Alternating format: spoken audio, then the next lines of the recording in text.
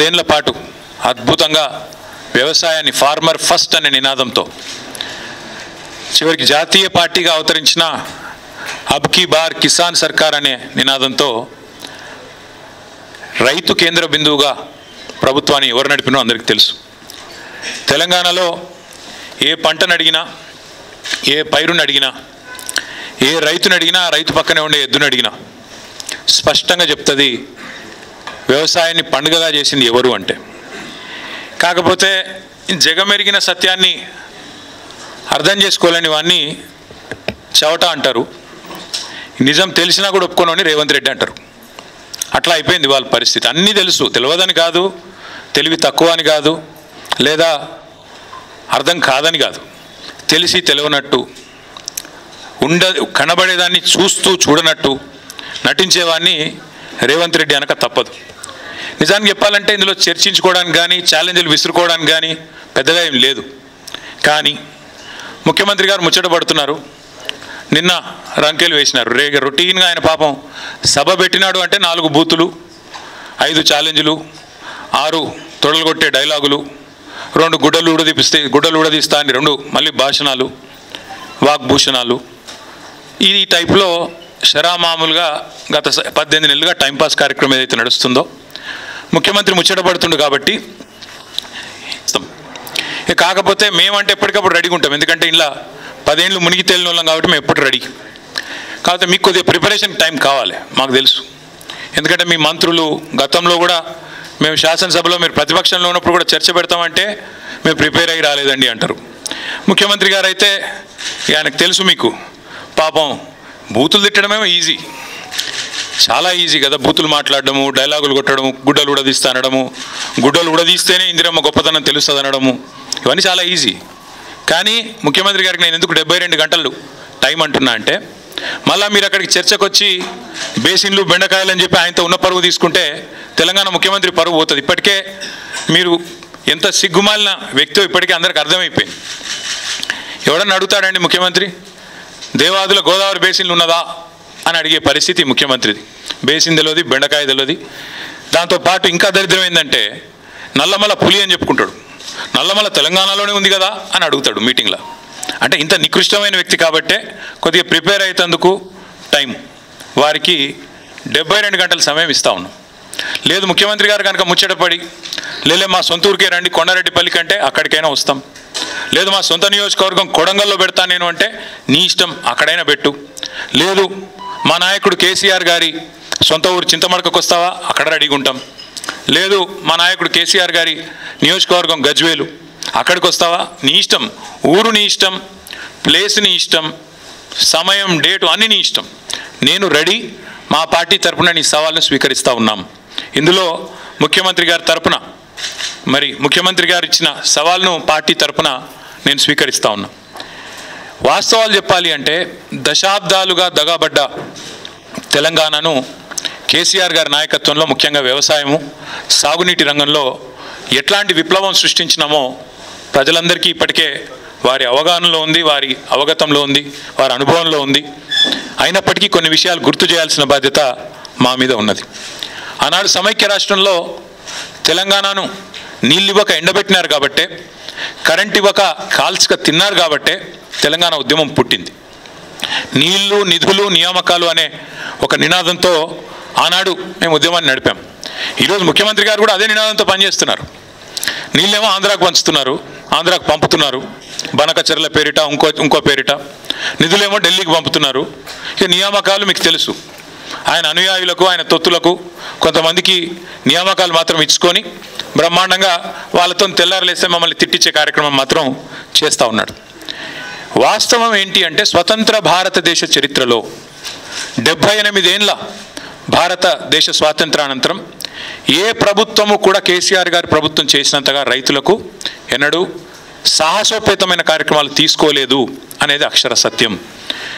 రైతు బంధు అనే ఒక విప్లవాత్మకమైన పథకం, ఇది ఇక్కడ అక్కడ కాదు. మొన్న నేను ఆక్స్ఫర్డ్ యూనివర్సిటీకి పోయినా, అక్కడ నేను చెప్తుంటే వాళ్ళే పరిశాన్ అవుతున్నారు. దాదాపు $9 బిలియన్ 70 లక్షల మంది రైతుల ఖాతాల్లో 11 విడతలుగా వేసినాము. Direct benefit transfer farm input program called Rythu Bandhu అని చెప్తుంటే ఆక్స్ఫర్డ్లోని అధ్యాపకులు, ఆక్స్ఫర్డ్లోని అక్కడి విద్యార్థులు కూడా ఇది నిజమేనా అన్నట్టు అబ్బురపడి చూస్తూ ఉన్నారు. తెలంగాణ నేల మీద రైతు రాజ్యం తెచ్చిందే కేసీఆర్ గారు. భారతదేశంలోనే మొట్టమొదటిసారిగా అన్ని రంగాలకు 24 గంటల ఉచిత విద్యుత్తు, 24 గంటల విద్యుత్తు, అందులో ఉచిత విద్యుత్తు రైతులకు ఇచ్చిన మొట్టమొదటి రాష్ట్రం తెలంగాణ, మొట్టమొదటి ముఖ్యమంత్రి భారతదేశ స్వాతంత్రానంతరం కేసీఆర్ గారు మాత్రమే. ఇది నువ్వు అవునన్నా కాదన్నా గింజుకున్నా గిలగిల కొట్టుకున్నా రేవంత్ రెడ్డి గారు, ఇది వాస్తవం నిలిచిపోతుంది. ఇందిరమ్మ రాజ్యం అన్నావు, ఇందిరమ్మ గొప్పతనం తెలవాలంటే గుడ్డలు కూడా తీసుకొట్టాలి అన్నావు. ఇందిరమ్మ గొప్పతనం ఏంది, ఇందిరమ్మ రాజ్యం గొప్పతనం ఏంది నీది అంటే కాలిపోయిన మోటార్లు, పేలిపోయిన ట్రాన్స్ఫార్మర్లు, ఎరువుల కోసం, విత్తనాల కోసం లైన్లలో మళ్ళా చెప్పులు. నువ్వే చెప్పినావు, నీ పార్టీ చెప్పింది, మాకు ఓటేయండి మార్పు తెస్తాం, ఆనాటి రోజులు తెస్తాం అన్నావు. నిజంగానే తెచ్చినావు. ఇవాళ ఎరువుల కోసం, విత్తనాల కోసం ఇవాళ రాష్ట్ర వ్యాప్తంగా నీ చేతగాని ప్రభుత్వం, నీ అసమర్థ ప్రభుత్వం రైతులను కాల్చుక తింటున్న మాట వాస్తవం కాదా? నిన్నగాక మొన్న కొమరం భీం జిల్లాలో అక్కడ సిర్పూర్ అనుకుంటా అక్కడ ఊరు, అక్కడ వేల మంది ఆల్మోస్ట్ యుద్ధాలు చేసే పరిస్థితి ఒక ఎరువు బస్తా కోసం వచ్చిన మాట వాస్తవం కాదా? ఇలా ప్రతి మండలంలో రైతులు ఎరువుల కోసం, యూరియా కోసం ధర్నాలు చేసే పరిస్థితి వచ్చిన మాట వాస్తవం కాదా? మీరు ఎరువుల దుకాణాలకు ఆధార్ కార్డు చూపెడితే ఎకరానికి ఒక బస్తా ఇవ్వాలని చెప్పిన మాట, మీ అధికారులకు ఆదేశం ఇచ్చిన మాట వాస్తవం కాదా? ఎరువులు కూడా పంచే శాతగాని నువ్వు ఇవాళ కేసీఆర్ లాంటి నాయకుడిని పిలిచి చర్చకు రా అని మాట్లాడితే నవ్విపోదురుగాక నాకేమి సిగ్గన్నట్టు ఇంతకంటే హీనమైన పరిస్థితి ఉండదు. అట్లాగే దశాబ్దాలు దగా చేసింది నీ ప్రభుత్వం కాదా? సాగునీటి ప్రాజెక్టులు కట్టకుండా రైతులను ఎండబెట్టి రైతుల ఆత్మహత్యలకు తెలంగాణను కేర్ ఆఫ్ అడ్రస్గా మార్చింది మీరు కాదా? అదే కేసీఆర్ గారు రైతుకు పెట్టుబడి ఇచ్చిండు, ఉచితంగా విద్యుత్ ఇచ్చిండు, చెరువులు నింపే మిషన్ కాకతీయ తెచ్చిండు, చెక్ డ్యాములు కట్టిండు, ఆఖరికి వాగులల్లో కూడా గోదావరి నీళ్ళని తీసుకొచ్చి పోసి ఒక మాంజీరా వాగులో, హల్దీ వాగులో, కొడెల్లి వాగులో వాగులు నింపిన ఘనత కూడా కేసీఆర్ దా కాదా? ఒక్కసారి గుర్తు తెచ్చుకోమని రేవంత్ రెడ్డి గారిని అడుగుతా ఉన్నాం. కరోనా సమయంలో దేశమంతా అతలాకుతలం అవుతుంటే ఆనాడు 7,500 ధాన్యం కొనుగోలు కేంద్రాలు పెట్టి ఆఖరి గింజదాకా కొని రైతులను కంటికి రెప్పలాగా కాపాడుకున్నది కేసీఆర్ కాదా? మార్కెట్ యార్డులకు ఇవాళ ధాన్యం వస్తే ఎక్కడ బోనస్ ఇవ్వాల్సి వస్తుందో అని ఎగ్గొట్టి దాచుకుంటున్నది నీ ప్రభుత్వం కాదా అని నేను అడుగుతా ఉన్నా. అట్లాగే ప్రపంచంలో ఎక్కడన్నా ఉన్నదా రైతు బీమా? ఒక రైతు చనిపోతే 5 లక్షల బీమా ఇచ్చే సంస్కారవంతమైన ప్రభుత్వం ఈ భారతదేశంలో కాదు ప్రపంచంలో ఎక్కడన్నా ఉందా? అది తెచ్చింది కేసీఆర్ కాదా? ఇవాళ రైతు బీమా కూడా ఎగ్గొట్టి గత 3 నెలలుగా ప్రీమియం కట్టకుండా మరి ముఖం చాటేసి వేలాది మంది రైతులు ఉసురు తీస్తున్నది కాంగ్రెస్ ప్రభుత్వం కాదా? ఇట్లా 1-2 కాదు, చెప్తే 100 విషయాలు ఉన్నాయి. మీరు ఆనాడు దశాబ్దాల మీ గొప్ప పరిపాలనలో, మీ ఇందిరమ్మ పాలనలో ఆనాడు చెరువులను మీరు తాంబాలాలుగా మారిస్తే, వాటిని ఎండబెడితే, మిషన్ కాకతీయ ద్వారా మళ్ళీ వాటిని ప్రాణం పోసి వాటి ద్వారా మొత్తం భారతదేశంలోనే ఇటు వ్యవసాయానికి ఊతమిస్తూ ఇంకోవైపు మత్స్య పరిశ్రమకు నంబర్ 1 స్టేట్ ఇన్ ఇన్లాండ్ ఫిషరీస్గా తీర్చిదిద్దింది కేసీఆర్ కాదా? 30,000 కోట్ల మత్స్య సంపద సృష్టించింది కేసీఆర్ గారు కాదా?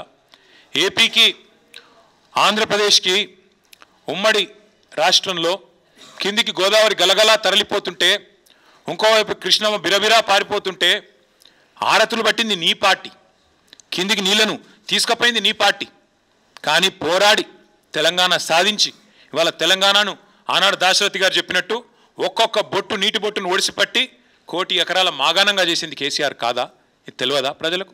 2014 ముందు తెలంగాణ ధాన్యం ఉత్పత్తి ఎంత? 2023లో తెలంగాణ ధాన్యం ఉత్పత్తి ఎంత? ఇది తెలియదా? ఇవాళ బనకచర్ల ద్వారా మీ గురువు గారు చంద్రబాబు నాయుడు గారు తెలంగాణ రైతుల గొంతు కోసి మరి గోదావరి నీళ్లను మళ్ళీ కిందికి తీసుకుపోయే ప్రయత్నం చేస్తుంటే మీరు ఎట్లా వంతబాడుతున్నారో తెలంగాణ సమాజం చూస్తలేదా? తెలంగాణ రైతాంగం చూస్తలేదు అనుకుంటున్నారా? ఈ జలదోపిడిని అడ్డుకునే ప్రయత్న భాగంలో మీరు ఎట్లా ఆంధ్ర ప్రయోజనాలకు వంతబాడుతున్నారో ఇవాళ తెలంగాణ సమాజం చూస్తలేదు అనుకుంటున్నారా? ఒక్కసారి గుర్తు చేసుకోండి అని చెప్తా ఉన్నా. ఆనాడు వలసల జిల్లాగా పేరుపడ్డ పాలమూరును దత్తత పేరిట దగా చేసిందెవరో, దక్షిణ తెలంగాణకు ప్రాణాధారమైన పాలమూరు రంగారెడ్డి ఎత్తిపోతల పథకాన్ని మేము దాదాపు 85-90% పూర్తి చేస్తే ఆ 10% ఇవాళ చేయకుండా ఎండబెడుతున్నది ఎవరో ప్రజలకు తెలియదా? ఆనాడు నల్లగొండ జిల్లా, మా స్రవంతి గారు ఇక్కడే ఉన్నారు, మునుగోడు, ఆ ప్రాంతం మొత్తం ఆనాడు ఫ్లోరైడ్ బాధతో బొక్కలు పూర్తి స్థాయిలో మూలుగ చచ్చిపోయి దారుణాతి దారుణంగా తయారైతే ఆ ఫ్లోరైడ్ అనే మహమ్మారిని తరిమి కొట్టింది కేసీఆర్ పరిపాలన కాదా? అన్నదాతల ఆత్మహత్యలు ఆపింది కేసీఆర్ పరిపాలన కాదా? ఇది సెంట్రల్ గవర్నమెంట్ పార్లమెంట్లో చెప్పిన మాట వాస్తవం కాదా? ఇట్లా చెప్తూ పోతే వందలున్నాయి. చివరికి ఎంత దారుణం అంటే నల్లగొండ జిల్లాలో ఫెయిల్ అయిన బోర్లే ఇంటి పేరుగా రైతులు మార్చుకునే పరిస్థితి. బోర్ల రామరెడ్డి గారు, ఆయన ఇంటి పేరు బోర్ల రామరెడ్డి, 57 బోర్లేసి బోర్లా పడ్డ వ్యవసాయం తెలంగాణలో ఉన్నమాట వాస్తవం కాదా? ఇవాళ మీరు మాట్లాడితే దయ్యాలు వేదాలు వల్లించినట్టు నికృష్టంగా కాంగ్రెస్ గురించి, కాంగ్రెస్ యొక్క గొప్పతనం గురించి, ఇందిరమ్మ గురించి ఎమర్జెన్సీ విధించి ఆనాడు ఎంతోమందిని జైళ్లలో నూకిన ఇందిరమ్మను గుర్తు చేసుకుంటూ మళ్ళీ గుడ్డలు కూడా తీసుకొడతామంటే ఇవాళ తెలంగాణ సమాజం అట్లా చూస్తూ ఊరుకోవడానికి, నిస్తేజంగా చూడడానికి సిద్ధంగా లేదు. రేవంత్ రెడ్డి గారు, మీకు నేను స్పష్టంగా చెప్తా ఉన్నా, నీకు లెక్కలు తెలియకపోవచ్చు కానీ నేను గుర్తు చేస్తా. వాస్తవం ఏంది? 2014లో ఆనాడు కొత్త రాష్ట్రం తెలంగాణ, ఏదో అధికార మార్పిడి కాదు జరిగిందో, కొత్త రాష్ట్రం పుట్టింది. ప్రజల దయతో, పోరాటాలతో, కేసీఆర్ గారి నాయకత్వంలో తెలంగాణ రాష్ట్రాన్ని సాధించుకున్న రాష్ట్రంలో మన ఆర్థిక పరిస్థితి మనకు తెలియకపోయినా 2 దఫాల్లో 30,000 కోట్ల రుణమాఫీ చేసింది కేసీఆర్ ప్రభుత్వం కాదా? ఆనాడు కరోనా వచ్చినా, పెద్ద నోట్ల రద్దు లాంటి సమస్యలు వచ్చినా, కొత్త రాష్ట్రానికి మోడీ గారు ఎన్నో రకాలుగా ఇబ్బందులు పెట్టే ప్రయత్నం చేసినా అన్నీ తట్టుకొని 30,000 కోట్లు రుణమాఫీ చేసింది కేసీఆర్ ప్రభుత్వం కాదా? అట్లాగే ఇక సాగునీటి ప్రాజెక్టులు, వాటిని సస్యశ్యామలం చేయడం, నేను మళ్ళీ చెప్తా ఉన్నా, మీరే కదా ఏందది రైతు డిక్లరేషన్, మీ రాహుల్ గాంధీ వరంగల్కి వచ్చి ఇన్ని మాటలు చెప్పిండు. ఒక్కటని అమలైందా? ఇంట్లో ఒకటేసారి రుణమాఫీ అన్నారు. 50,000 కోట్ల రుణమాఫీని 12,000 కోట్లకు కుదించి చేతులు దులుపుకున్నారు, అవతల పడ్డారు, అయిపోయింది అంటున్నారు. 12,000 కోట్లు దాటలు ఇంకా ఈరోజు కూడా. మళ్ళీ మాట్లాడితే సిగ్గు లేకుండా 21,000 కోట్లు అని చెప్తారు. మీకు ఇదివరకు కూడా చెప్పినా, మళ్ళీ కూడా చెప్తా ఉన్నా, ఇందులో ఒక్కటని అమలైందా? ఒక్కటంటే ఒక్కటి అయినా సిగ్గు లేకుండా మాట్లాడతారు. అట్లాగే ఎన్నో చేశాం, మీకు చెప్తే చాలా ఉన్నాయి. 2,603 రైతు వేదికలు కట్టినాం. 5,000 ఎకరాలకు ఒక్కొక్కరు చొప్పున అగ్రికల్చర్ ఎక్స్టెన్షన్ ఆఫీసర్లను పెట్టినాం. ఏదో మాటలతోనో డైలాగులతోనో కాలేదు తెలంగాణలో వ్యవసాయ విస్తరణ. కేసీఆర్ గారి నాయకత్వంలో అకుంఠిత దీక్షలాగా, ఒక తపస్సులాగా చేస్తే ఇన్ని రంగాల కలబోత, సాగునీరు, విద్యుత్తు, అట్లాగే ఇరిగేషను, ఇవన్నీ కలిస్తే, గ్రామీణాభివృద్ధి కలిస్తే వాటి సమాహారంగా అల్టిమేట్గా తెలంగాణ ఇలా భారతదేశంలో నెంబర్ 1 అయింది. మేము రెడీ. నువ్వు అసెంబ్లీలో పెడతావా చర్చ, లేదా అంబేద్కర్ కాడ పెడతావా, కొండారెడ్డి పల్లెలో పెడతావా, చింతమడకలో పెడతావా, కొడంగల్లో పెడతావా, గజ్వెల్లో పెడతావా, ప్లేసు నీ ఇష్టం, ఎక్కడంటే అక్కడికి వస్తాం. కానీ నువ్వు తప్పించుకపోయే బాబత్ మాకు తెలుసు. నువ్వు గ్యారంటీ ఏం చేస్తావు? ఈయనకి ఏంటంటే అలవాటు, బురద చల్తాడు, అవతల పడతాడు, ఇట్లా చల్తాడు, ఏదో మాట అంటే డైలాగే నేను ఎక్కడన్నా అని మళ్ళీ అవుతాడు. ఆయననే చెప్పిండి, నిన్న కేసీఆర్ వస్తాడా కేటీఆర్ వస్తాడా అన్నాడు. మరి నేను వస్తా అంటున్నా, నీకు దమ్ముంటే రా, లేదంటే ఇంకొక ప్రతిపాదన 8 తారీఖు నాడు, ఇలా 5 తారీఖు, ఎందుకంటే ముఖ్యమంత్రి గారికి ప్రిపేర్ అయ్యేందుకు టైం పడుతుంది. 8 తారీఖు నాడు 11 గంటలకు మేమందరం వస్తాం, సోమాజిగూడ ప్రెస్ క్లబ్ రా, నీకు కుర్చీ చేసి పెడతాం. నీ కార్యకర్తలతో సహా వస్తావా, నీ ఎమ్మెల్యేలతో సహా వస్తావా, వాళ్ళు ఎంతమంది వస్తారో చెప్తే వాళ్ళకు కూడా ఇంతజాం చేస్తాం. ఛాయ్ బిస్కెట్ కూడా మా సోమాజిగూడ ప్రెస్ సోదరులను అడిగి అది కూడా ఏర్పాటు చేస్తాం. సోమాజిగూడలో ప్రెస్ క్లబ్లో 11 గంటలకు 8 తారీఖు నాడు నేను రెడీగా ఉంటా. నువ్వు వస్తావా రావా నీ ఇష్టం, నువ్వే ఛాలెంజ్ ఇసిరినావు, రావాలని కోరుతున్నా. వస్తే సంతోషం, మీడియా ముందే చర్చిద్దాం, నీళ్ళకు నీళ్ళు పాలకు పాలు. ఇంకొక మాట కూడా నేను చెప్తా ఉన్నా, ఇవాళ మా రైతన్నలు కూడా వినాలని చెప్పి కూడా కోరుతా ఉన్నా. వాస్తవం ఏంది? ఈరోజు సిగ్గు లేకుండా ఈ ముఖ్యమంత్రి రైతు బంద్ వేసినా పండుగ చేసుకోండి అంటుండు.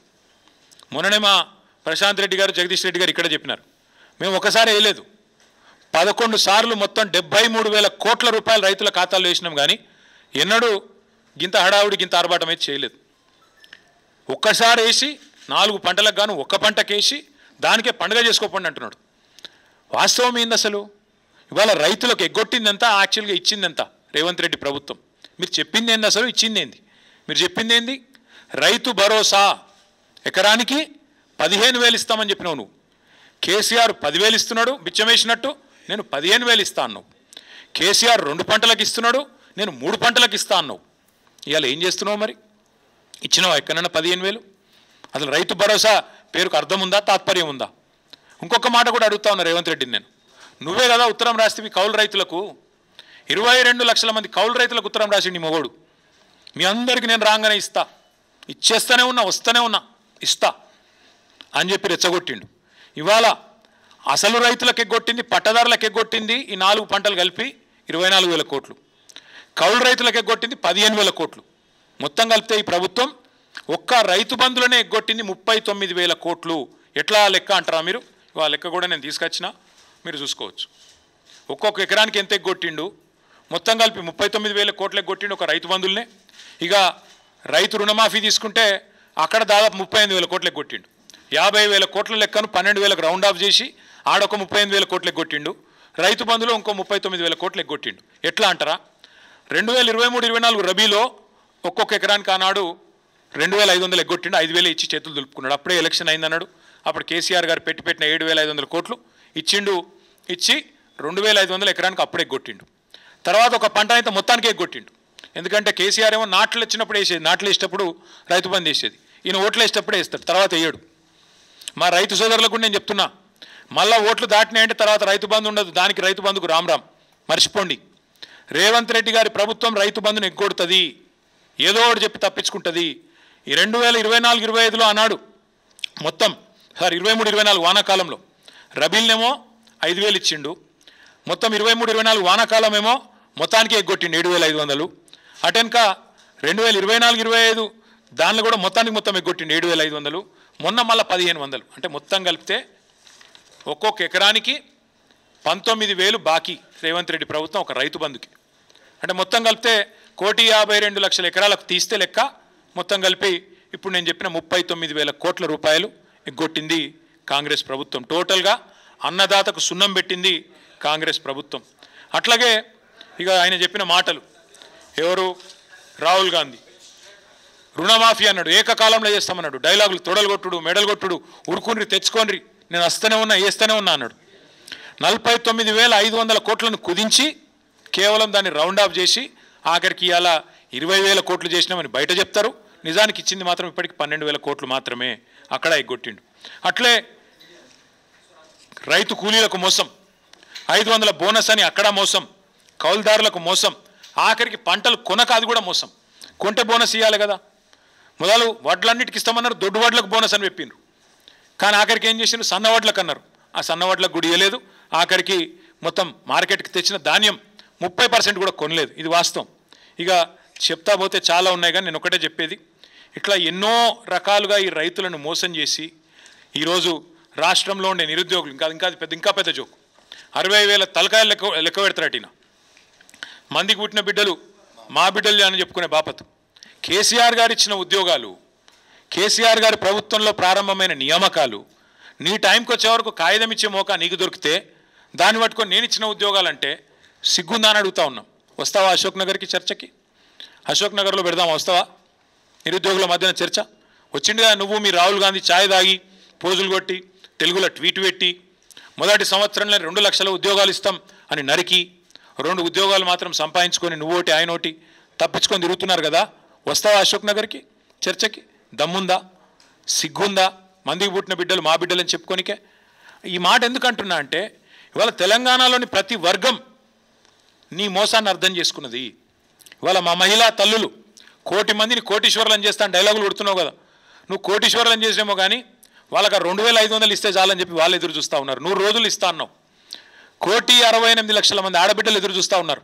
18 ఏళ్ళు నిండిన ఆడబిడ్డలు జనాభా లెక్కల ప్రకారం, మన ఓటర్ సంఖ్య ప్రకారం 1,68,00,000 మంది ఉన్నారు.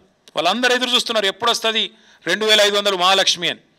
మా తమ్ముళ్ళు ఎదురు చూస్తున్నారు, మా చెల్లెలు ఎదురు చూస్తున్నారు. నువ్వు ఇస్తానన్న స్కూటీలు ఏవి, నువ్వు ఇస్తానన్న నిరుద్యోగ భృతి ఏది, నువ్వు సంవత్సరంలో నింపుతానన్న 2 లక్షల ఉద్యోగాలు ఏవి, వాళ్ళు ఎదురు చూస్తూ ఉన్నారు.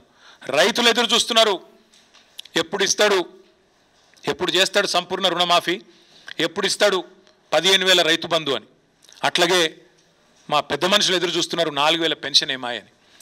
ఇట్లా ప్రతి వర్గాన్ని మోసం చేసి ఇంకా బుకాయించుకుంటూనే బతుకుతా అంటే నడవదు రేవంత్ రెడ్డి గారు. అందరికీ అన్ని విషయాలు తెలిసిపోయినాయి. అందుకే నీ సవాల్ నేను స్వీకరిస్తున్నా. నీకు దమ్ముంటే నీ మాట మీద నిలబడే మనిషివే అయితే ప్లేస్ నువ్వు డిసైడ్ చేయి, డేట్ నువ్వు డిసైడ్ చేయి.